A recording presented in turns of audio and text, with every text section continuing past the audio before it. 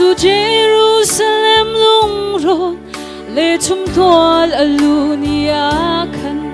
chit balau mi la keng chung in sun parna kha arak bu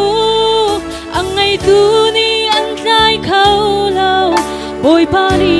a her nu a chun akal pi e Jerusalem laya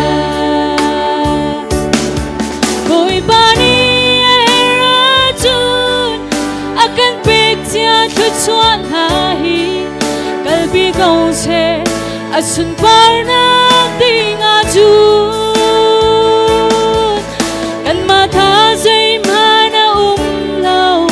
a chok heng tu long kan si e kalbi gau se arakil than zau na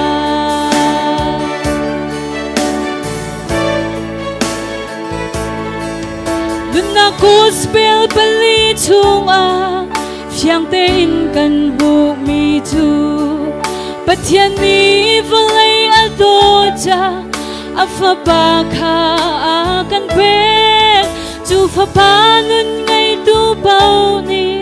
boy pa sun par nak ding cha an nun an hang boy pa cha an nung e boy pa ni era chun akan pek cha thu chuan ha hi kalbi kau se asun par nak ding a chun kan ma tha zai mana lau a chok heng tu long kan si e kalbi kau se arakil than zau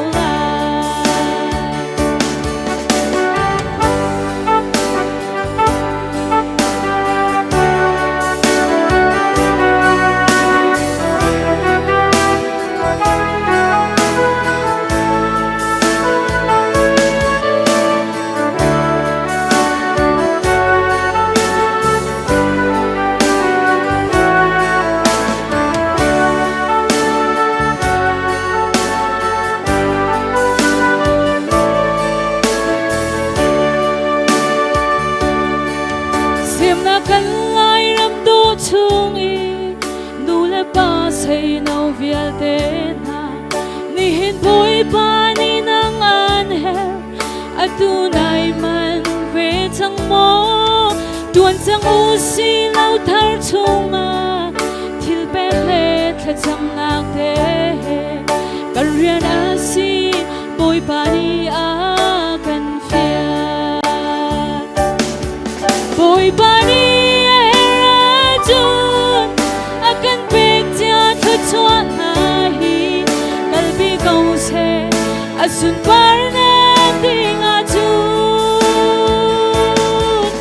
kan ma tha zai mana lau a chok heng tu long kan si e kalbi kau se arakil than zau la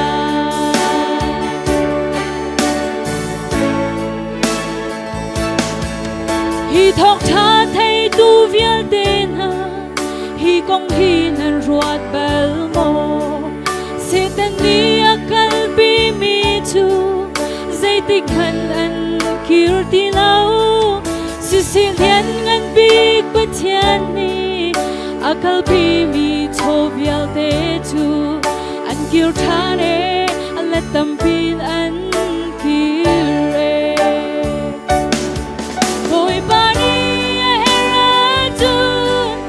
akan pek tia thu chuan ha hi kalbi kau se asun par na ding a chun kan ma tha zai mana lau a chok heng tu long kan si e kalbi kau se arakil than zau la boy pa ni akan pek tia thu chuan ha hi kalbi kau se asun par na ding a chun kan ma tha zai mana lau a chok heng tu long kan si e kalbi kau se